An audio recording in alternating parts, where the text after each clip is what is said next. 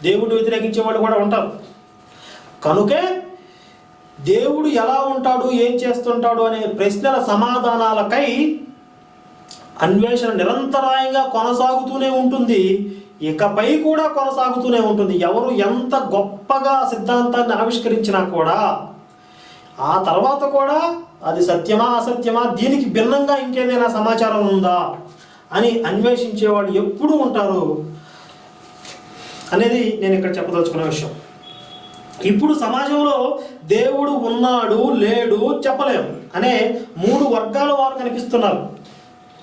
అయితే వీరందరూ దేవుడిపై అలాంటి అభిప్రాయానికి వచ్చారు, ఎలా విషయం తెలుసుకోగలిగారు అంటే సాధారణంగా 2 పద్ధతుల్లో అని చెప్పవచ్చు. ఇప్పుడు సహజంగా సమాజంలో 3 వర్గాల వారు కనిపిస్తున్నారు. ఒకటి, దేవుడు ఉన్నాడు అని నమ్మే